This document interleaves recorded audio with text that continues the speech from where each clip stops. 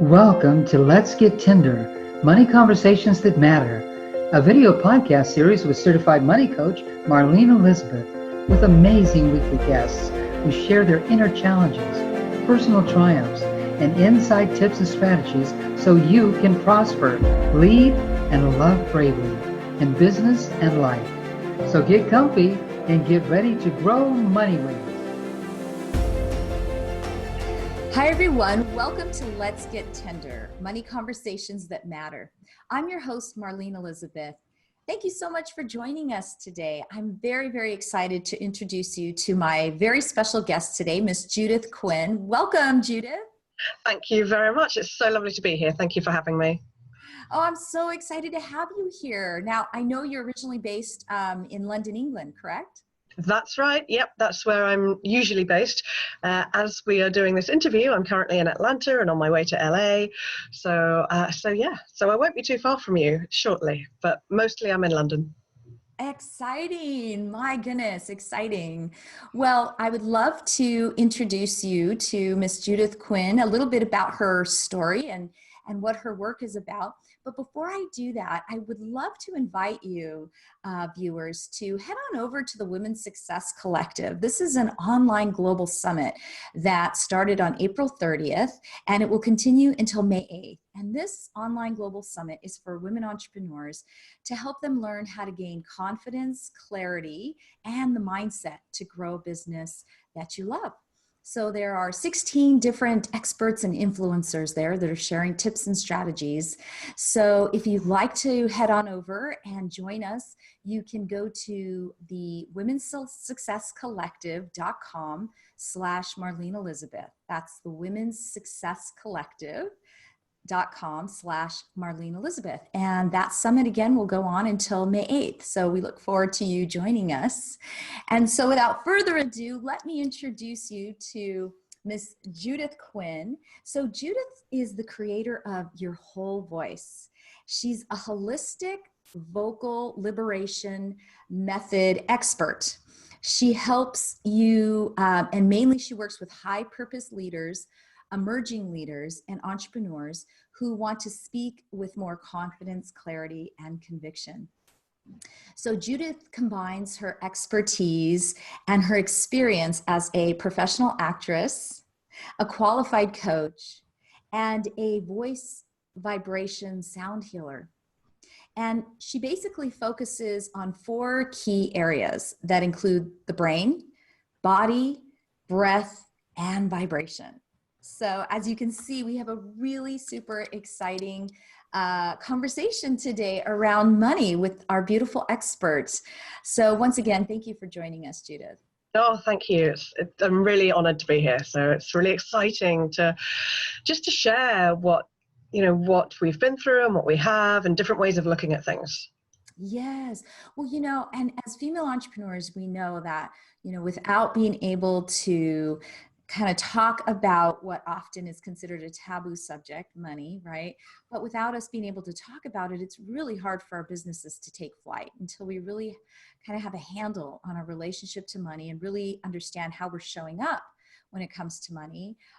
We really can't fully reach our financial potential. And so this show and the work that I do as a certified money coach is all about helping women grow their money wings. And so one of my favorite questions whenever I meet somebody new or work with my clients and chat with my guests on the show is asking, what is your first memory of money? So when I was very little, there's 2, and I'm not quite sure which is the first one, but I think the first one is being in the car with my mum, and we've been to see my grandparents and been given some like £5, which back in the 70s was a lot of money. And for some reason it was in the sweet bag or something, and I picked up the bag and I was just, how children play with things out of car windows, and I was just letting the bag flutter out the car window. And of course the money just flew out the car window. It's like, surprise! So there's that. And then a few years later, I think it was Christmas, we were putting all the envelopes and things on the fire, and to burn them after opening all the presents. And we're like, oh, look at that flame. Isn't it beautiful? Isn't it pretty? And of course, I'd thrown money on the fire. So literally burning money, money to burn. But then the other thing was around, if you wanted it, save for it. So that was very much, there was a Cindy doll, which is like Barbie, but a UK version, I suppose. And I didn't really play with her a lot, but I wanted the house for some reason, or I wanted something. And my mum refused to buy it for me because it was just far too girly and a waste of plastic and a waste of everything, I think she thought. So if I wanted it, I had to save for it. And that was really important, I think, because I remember going to buy it and it was me buying it. I remember going into the shop and that was me buying it. But, something I'd wanted, I'd saved for, and I got. So yeah. Wow, that's a powerful memory. That one there, with your mom encouraging you to kind of a little bit unfold your own money wings, like giving you that experience of, okay, if you save it, then you can have it, and then that experience of actually, when you had it, knowing, wow, I made this happen. I made this happen. That's really powerful. And also, may I ask, when the money went out the window and when the money went on the fire, what was the reaction of the adults around you or anyone around you? Do you remember any of that? Mostly, I think, exasperation. I was known for being a little bit clumsy when I was younger. So yeah, exasperation and laughter. Like there wasn't a lot of anger around it or anything. That was just like, oh, Judith, it's like, well, you've wasted, that was yours and you've wasted it. Like, that was your money and now you've not got it. So there was no anger or recrimination. There was like exasperation and that thing of, well, you're not going to get more, and so you've just wasted it. Right. So then, as your journey has unfolded, from being an actress and now you're an entrepreneur and really kind of weaving it all together. It's really beautiful. Are there any limiting beliefs around money that have kind of tripped you up or just, really prevented you from reaching those financial goals in your life? Oh my good God, yeah. I mean, do you want a long list of them? I mean, as an actress, so everyone seems to think that an actor's life is glamorous and fabulous, and it's like, it's all you guys see is like the top 1% of actors who are either on television or in movies. The rest of us are generally slogging away, doing unpaid work. At school, I would say, well, I want to be an actress, and I'd get, oh, that's a difficult profession. Have you thought of teaching? Because then at least, you've got stability. Or my English teacher who said to my mum, I know Judith wants to be an actress, but she hasn't really got the figure for it, has she? Has she considered the law? She'd make an excellent barrister, and that's steady profession. And I know where it was coming from, because 20 years as a professional actress, and yeah, you know what? Sometimes you do so many jobs that are unpaid just in the hope of being seen. And so if I'd have known about coaching when I began acting, well, I'd have probably thought I couldn't afford it. So, but there is that thing around picking up from other people what you believe. And so it's that, tough profession, and doing stuff for no money all the time in the hope, because it's your vocation and it's art, right? And artists, no matter whether it's actors, musicians, painters, historically, live in garrets and in poverty, and there's a big poverty mindset around all of the arts. So coming into setting up my own business, yeah, I've really had to acknowledge that mindset of lack of value, and especially as a healer. You get a lot of healers who like, oh, but it's a gift, so I have to give it away, and I can't charge more than £30 an hour, let's say $40 an hour for a massage, because it's a gift and it's helping people. And so yeah, there's a whole load of money mindset limiting beliefs that I've been working steadily through in the last few years. And I imagine that as viewers, if any of these are ringing true for you, especially in the creative, community, right? Creative artists, I think you've hit on so many of the most common limiting beliefs that start to rise and prevent creative artists from truly thriving. And I think that it reminds me of one of my favorite quotes from Henry Matisse. And he said that creativity is childlike spirit plus discipline. And I feel that when I come across the most successful creative artists, that they're the ones who have somehow learned that both, because they're both essential, right? And so what were some of the brave action steps that you took, Judith, to start overcoming one or any one of these limiting beliefs? Acknowledging, first of all, acknowledging that they were there, and that it's like there was a part of me that, especially around acting, because you love it so much. So when you're doing something that you love, there's a part of you that doesn't need to be paid for it. But there comes a point in life where you go, well, what do I need to do in order to both do what I love and be honored for that? And the big shift for me was when I started doing what I'm doing now. And so there's a massage client one day said to me, Judith, you're an actress and you do that weird stuff with sound, because no one really gets the voice vibration sound healing until they experience it. My husband's got to give a speech in front of 80 lawyers in a couple of weeks. He hates speaking in public. Do you know anyone who could help him? And I thought of other people. And anyway, long story short, I finally realized, oh yeah, I might be able to do that. So I went and I worked with this guy who was 65, a magistrate. And I'm thinking, who am I to be telling him how to speak in front of these lawyers? So I went armed with my full folder of drama school exercises and thinking, right. And it's when I worked with him and I realized how much I do know. And I left that room and we booked another day in. And as I was going down the stairs, he said, pay her whatever she asks and book her in for another session next week. Wow. And it was those magic words, pay her whatever she asks. And I was like, wow, okay. Like what I have learned as an actor, what I do as a sound healer, I was always a natural coach. I didn't actually even know coaching existed. It was a few clients down the line who herself was a coach. I went, oh, I didn't know you were a coach. And I was like, meh, I'm not. I then went and trained as a coach. So that's brought everything together. But the fact that he valued what I had to offer. And there's this guy who's at the top of his profession. And I could help him. And he was just like, pay her whatever she asks. Wow. Wow. That's a very powerful story. So powerful. And I imagine that when you're able to really know your value, that's a big piece, right? That changes everything when you realize, wow. And also that you honed in on your zone of genius, that this is something that you're just great at doing, that you would, it's so, being able to identify our zone of genius, it's something where we know we could do it for free because we could do it all day long. It's fun and easy. Doesn't mean we should be doing it for free. Yeah.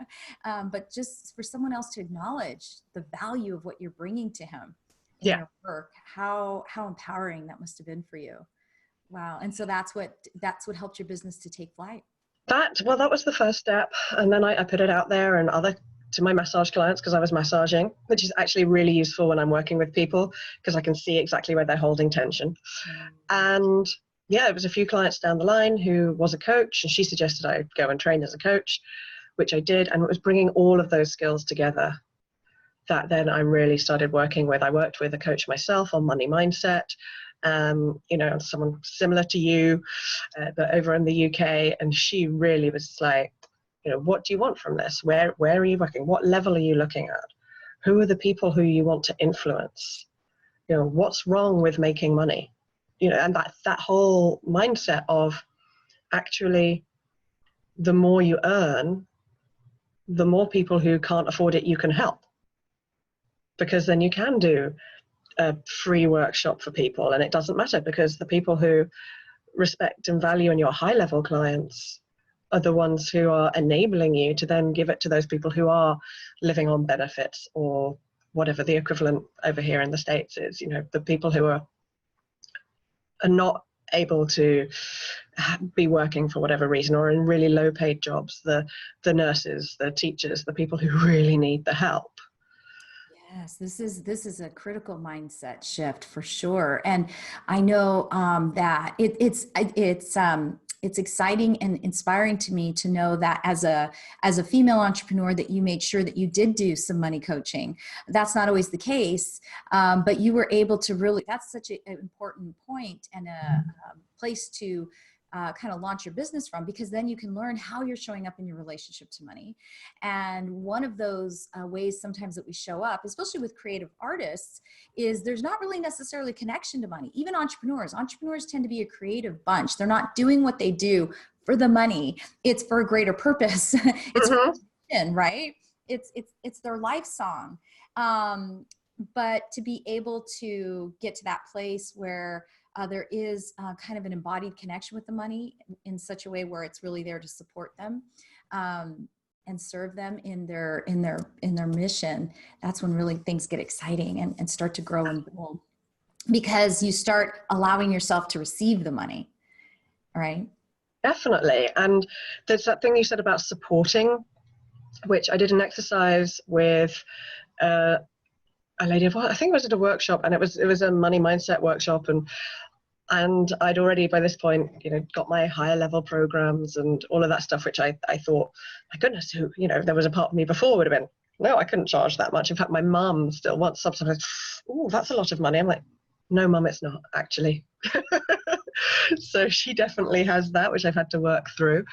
But the support factor, and this lady did an exercise around, if money were a person, would it be male or female? And and we went through all these exercises. And for me, money was this lovely, sophisticated, intelligent man who just wanted to support me, but I wasn't allowing it. And I was just like, so money became personified, and I was like, oh, money just wants to support me. Okay, I'm not allowing myself to receive that support, because I can do it all myself, because I'm independent, because I'm strong, because I don't need help. And so actually, so since I've started allowing money to be a support, things have shifted again. So this is the kind of the new belief that you have around money, right? That empowers you in your business, that it's something that supports you, and that when you were able to personify it. Yes. I love that. I love that. So Judith, what would you say, along the journey of your business, what are some of the things, the lessons you've learned from business that you find you can actually apply to your relationship with money? Oh, crikey. It's the valuing yourself piece is probably the biggest. Valuing what you have to offer, knowing that you're good at it, and that actually it's a choice of the people who work with you, that it's not personal, it's structural. So it's either I'm going into it with the wrong mindset and the wrong structure, or their personal structure is such that actually if they don't see the value in it, then they're not the right people for me. Because I know, and it's having the confidence, and I love the fact that your conference that you're doing is about clarity and confidence, because they're two of my words too, with helping people express themselves, and being able to ask for the money. Like being on a call with someone a couple of weeks ago, and she is quite a high influencer. She's got, I think it's like 200,000 followers on Instagram or something, and being asked to speak at conferences. And she came out of the blue and found me, and we'd had the conversation, and being able to say, right, I know what I've got of my product line. I think the 2-day intensive is the best thing for you, and that's £2,997. And being able to say that without apologizing in the tone of my voice. So for valuing the long-term impact, because depending on what people are doing, if what you do has a long-term impact, it's remembering that. Like, people shouldn't have to work with me too many times, because we go deep, we deal with the core thing, and that has value. So the biggest lesson for my business is valuing the impact of the work that I do for my clients long term. And going, okay, well, how much is that worth to them? If I work with someone on a 2-day intensive and they get a promotion, which is going to pay them £5,000 a year more money, then what's £3,000 for 2 days with me? they're already in credit if they get that promotion by $2,000 for that year. And then they have the confidence to promote again and again. So it's very much thinking on the bigger impact and the higher purpose of your business that then help me have the value for what I do. I love it. Such great tips. You know, and it sounds like by you having along the journey, developing really clarity around who you want to work with, who's your ideal client, you know, you start to recognize them, and you also start to recognize clients that aren't necessarily a good fit either as well, right? Oh yeah, like I had, and obviously I have different levels of stuff for different clients, and that's the other important thing of like, what makes me feel good about my business? Like, do I want to be just high-end executive? No, because for me, I need to have something that can welcome people who maybe don't have as much money or as much confidence in their money mindset yet to be letting go of more money. But at the same time, there's a guy who came on a half-day workshop that I did, a sound healing workshop, wanted to come on my 3-day retreat, and I said no, because his energy is not right. And he said, well, you don't want to turn down the money, do you? I said, yes. Yeah, I do. Yes, this is such a great point, you know, because when we're talking about thriving in our relationship to money, it's about so much more than just money. It's about so many other things. And so if that means compromising your values, no, that's not smart business. No. And the great thing was when I did that, I knew I'd let go of the actor money mindset. I'd let go of that desperation, because most actors, if you ask them, you know, oh, what do you want to do? Like, I have one thing I always really wanted to do, and that's still there. I haven't given up acting. It will still come through. And that's to play Lady Macbeth and Beatrice at the RSC or the Globe. And that's there. But the actor mindset is, you ask them, they go, oh, you know, whatever pays, I'll take, you know, I had on my board, I would not do any fast food or debt consolidation adverts because I don't eat fast food, and I don't do debt consolidation things, the interest they charge, etc. So to have those values, I did have them as an actor, but when I turned down his money, he then wanted to come to my 7-day retreat, and I said no again, because he needs to work with me one-on-one because of his energy.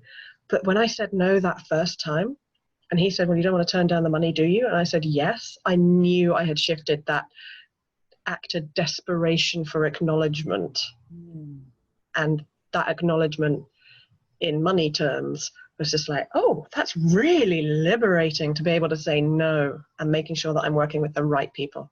Ah, yes. Such a beautiful example of really standing in your power, knowing your power, owning your power in a beautiful way. Just a beautiful, beautiful way. I love it. I love it. So Judith, what would you say that is something that you wish you would have known about this world of money way back when, that you know now? But when you go for what you truly love, and when you're working from your higher purpose, things come. So when you own a business, the purpose of a business is to earn money. Right? And unless you are independently wealthy and a philanthropist and you want to give it all away, then fair enough. But the purpose of your business is to earn money.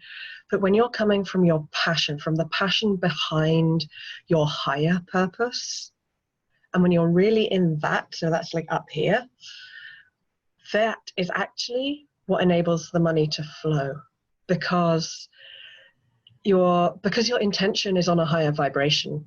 So if I'm speaking at an event, for example, of course I want to sell my book or my CD or my retreat or my coaching program or whatever it is I'm there to sell. Of course that's the purpose.